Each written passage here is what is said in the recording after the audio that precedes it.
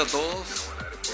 En primer lugar, gracias Samuel, gracias Enrique, gracias Fernando por la invitación para dar unas palabras para festejar el gol, o mejor dicho, el golazo que hizo Paraguay en los mercados financieros con esto de grado de inversión. No sé por dónde comenzar, ¿verdad? Bueno, vamos a comenzar un poco con la historia. Samuel habló de mi gestión como presidente del Banco Central y también ahora como ministro de Economía, pero a lo mejor te está olvidando porque sos más joven que yo. Yo era economista jefe del Banco Central del Paraguay cuando se firma aquel acuerdo stand-by con el Fondo Monetario, que fue para algunos el inicio de la estabilidad macroeconómica de Paraguay en el año 2003. Me tocó negociar los aspectos técnicos de ese programa, ¿verdad? Técnicos desde el punto de vista monetario, ¿verdad? Porque había gente que estaba en la parte fiscal. Entonces, la verdad que como profesional me siento muy pero muy contento porque me tocó ese inicio, 2003, la consolidación, que puede ser durante mucho tiempo, pero me tocó una parte que es 2013-2018, y ahora, como dije, y te lo dije Samuel, hicimos toda la jugada, pero alguien tenía que meter el gol, y bueno, nos tocó a nosotros meter el gol, que fue cuando conseguimos el grado de inversión. Y esto sin que se enoje otra gente, pero alguien tenía que hacer el gol y lo hizo. Pero tenemos que celebrar los 6 millones y algo de habitantes que estamos acá. Trabajó mucha gente, pero quiero resaltar una serie de anécdotas porque no siempre fue fácil llegar a donde llegamos.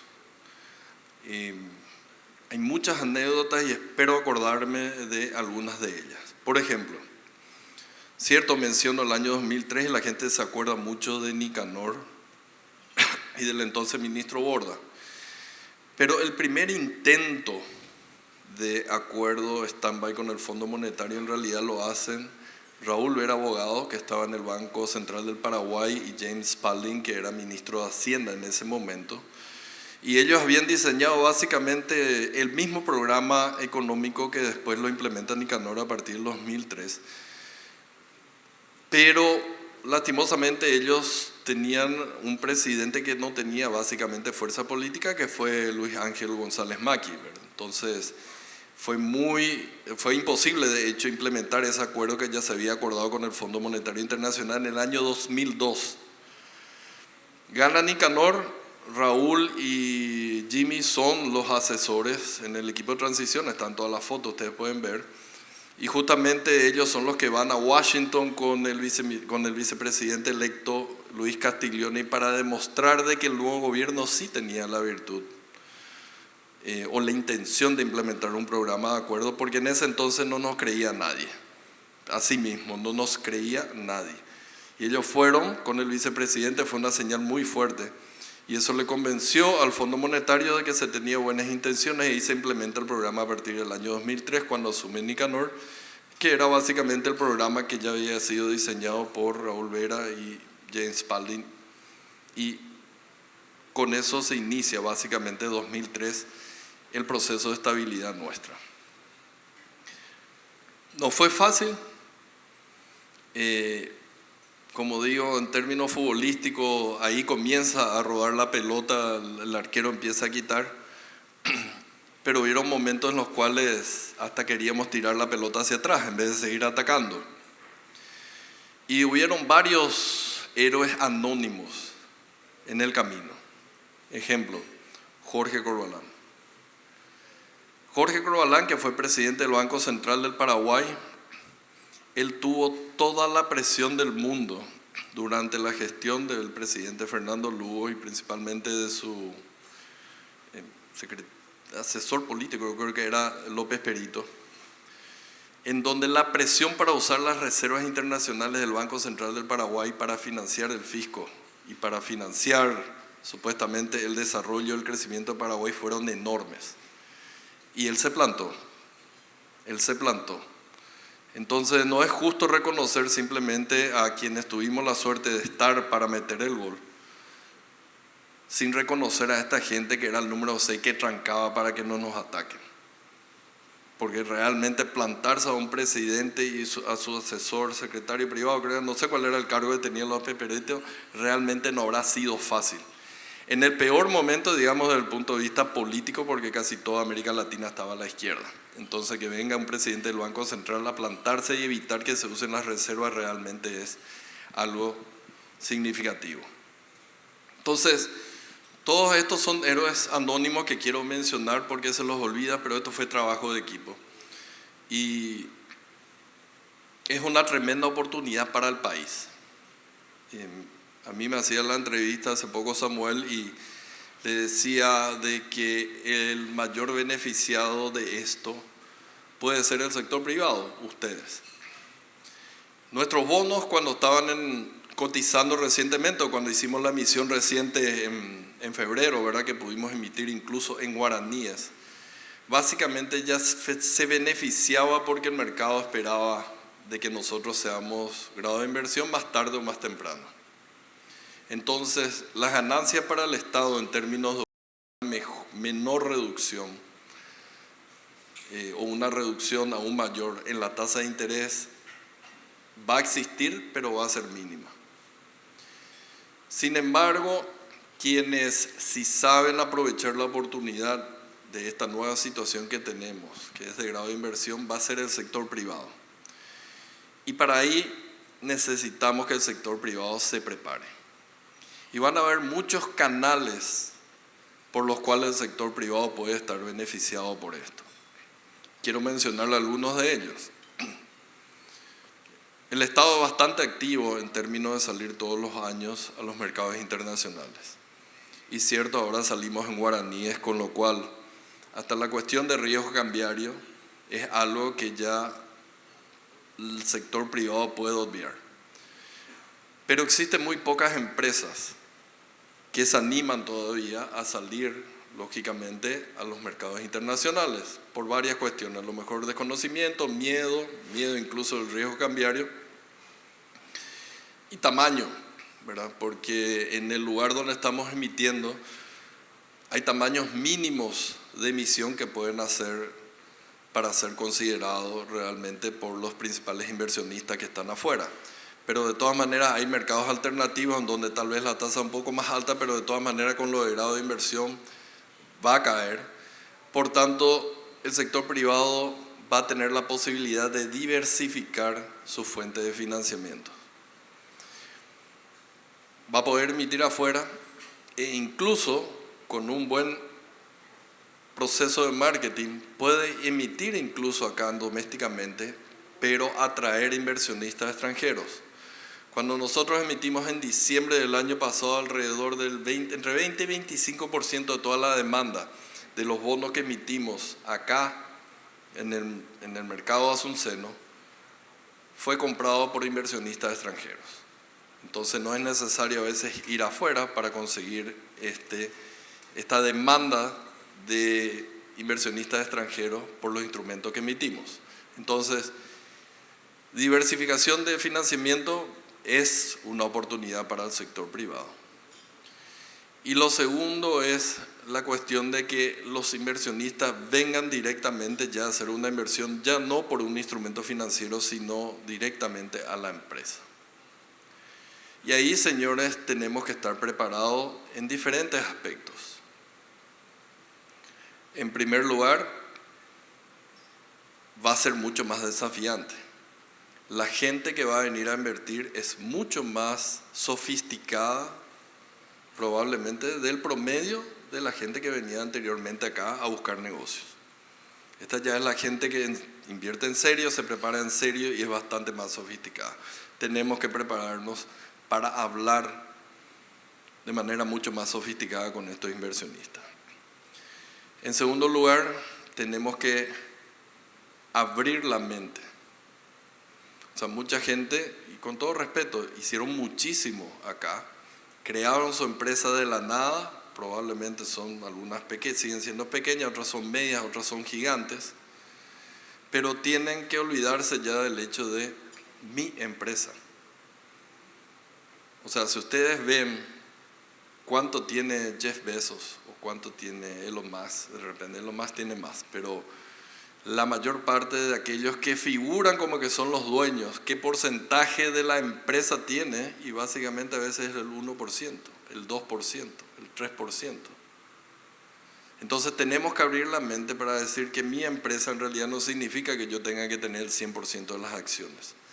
Necesitamos tener la apertura mental para que podamos embarcar en nuestras empresas a inversionistas que están interesados del exterior, sin necesidad de que básicamente eso implica una pérdida de algo que consideramos es patrimonio nuestro. Tenemos que tener esa apertura mental. El otro punto que a mí me gustaría resaltar es, tenemos que empezar a ser más sofisticados también en la cuestión de gobierno corporativo de las empresas. Cierto, y a mí me encantaría si tuviera una empresa, no la tengo, ¿verdad? Dejarla a mi hijo y que mi hijo le deje a mi nieto y así sucesivamente. Pero no es la forma en que funcionan por lo generalmente los mercados externos. Por lo general se profesionaliza el manejo y el accionista es accionista. El accionista se puede ir a fin de año y estar demandando a toda la parte de gobierno corporativo, ¿qué pasó? ¿Cuánto me hiciste ganar este año? Y en todo caso puede estar pensando en cuál es el próximo proceso o inversión que voy a hacer, pero en el día a día de la empresa por lo general no está. O sea, la gente tiene que acostumbrarse a estar más en la estrategia y no en el día a día. Y tratar de profesionalizar, porque en serio eso va a atraer mucho más, digamos, el interés de los inversionistas que están en el exterior. Lógicamente pueden estar ustedes pensando de que qué pistola hace un tipo que no tiene ni una sola empresa tratando de dar lecciones acerca de cómo manejar mi empresa. Pero de la experiencia, porque ya no tengo más pelo, ¿verdad? En aquella época de estudio económico tengo mi foto y tenía pelo, pero creo de que todo mi proceso profesional y de tanto haber hablado gente de afuera, porque hice mucha carrera afuera, creo que estos son condimentos que tenemos que incorporar para quitar el mayor provecho posible de esta nueva situación que tenemos, que es la cuestión de grado de inversión. Quiero pasar ahora, bueno, ¿y el gobierno qué?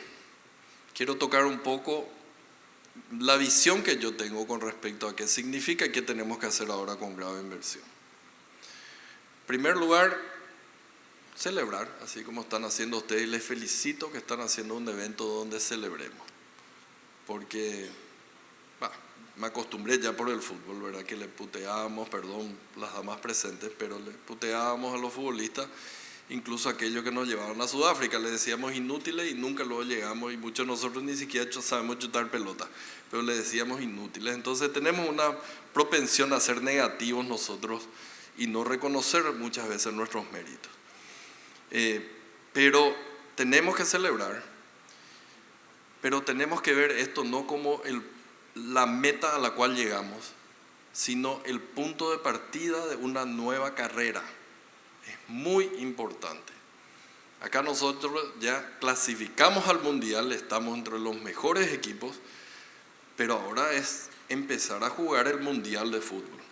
Acá empezamos a jugar realmente una nueva carrera donde es probablemente incluso más competitivo de lo que era anteriormente, porque acá están los clubes más sofisticados, los que tienen más plata, los que tienen mejores condiciones, y tenemos que pelear por esa mayor cantidad de dinero que existe para inversión, pero empezamos a competir con países muchísimo más serios de lo que era anteriormente. Entonces, para nosotros es una partida en donde tenemos que seguir con lo mismo que estuvimos haciendo hasta ahora, sin obsesionarnos nuevamente en cuándo van a llegar la nueva suba de calificación de las otras agencias, cuándo Moody's no va a volver a subir la calificación, etcétera, etcétera.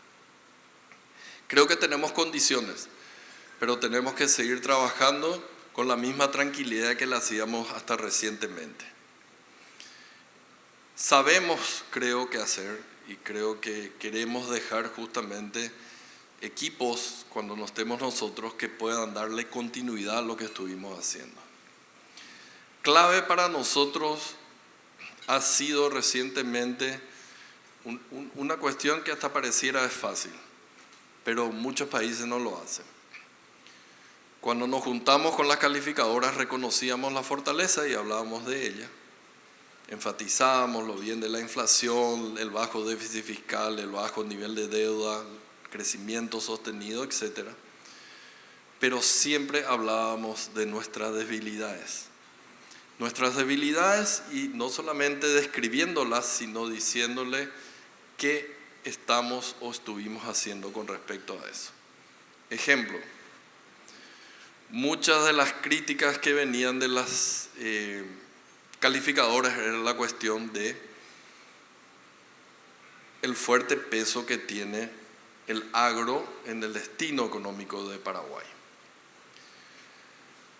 Y entonces teníamos que ir y demostrar con datos realmente cómo la economía paraguaya estuvo cambiando en todo este tiempo, ¿verdad? Porque antes el agro era mucho más que el 10% que es ahora, en realidad es 8% creo que el agro.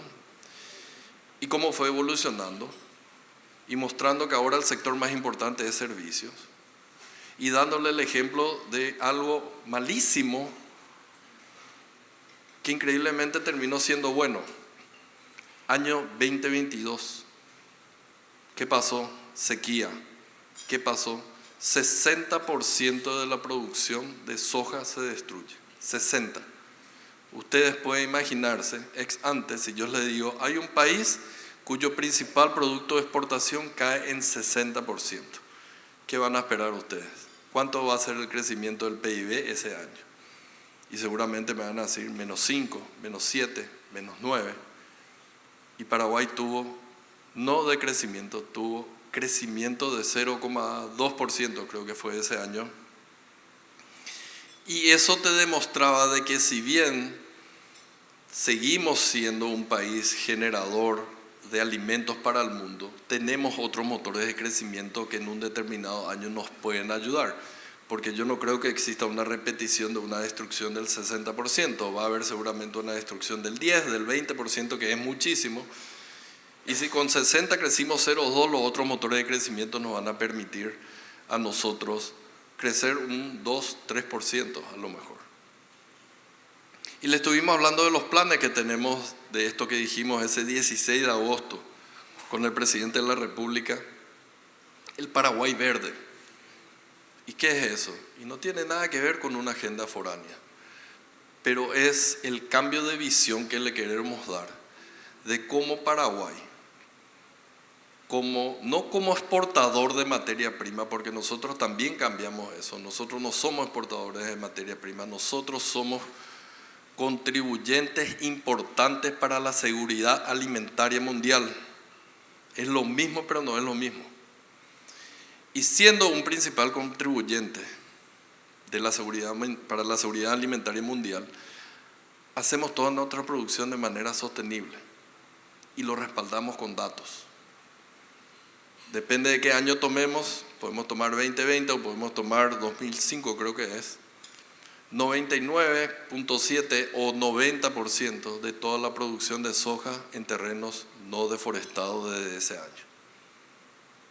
Eso es impresionante porque desde un escritorio muchas veces en Europa nos dicen que talamos árboles para la soja. Pero había sido de que el 99% desde el año 2020 o el 90% desde el año 2005 o 95 creo que era, no se planta ni se cosecha en terreno deforestado. Y después hablamos de la energía. Los países tienen como meta el 2050 para tener la generación de estas luces de manera limpia y renovable. Paraguay está en el 2050. El 100% de nuestra electricidad es producida de manera limpia y renovable. Símbolo de nuestro Paraguay verde. Producimos de manera sostenible en términos de bosque, tenemos la electricidad producida de manera limpia y renovable y encima tenemos una virtud que no tienen otros países, exceso de energía. Y el exceso de energía, que puede ser importante para atraer industria, queremos atraer una industria en particular. ¿Qué? Combustibles verdes. Ahí tenemos, por ejemplo, bioetanol, biodiesel. Y dentro de esta visión del Paraguay verde es que nosotros hemos aumentado, por ejemplo, la mezcla obligatoria del biodiesel del 3 al 5%. Y estamos enviando un proyecto de ley que va a permitir aumentar de ese 5% a más. Adicionalmente,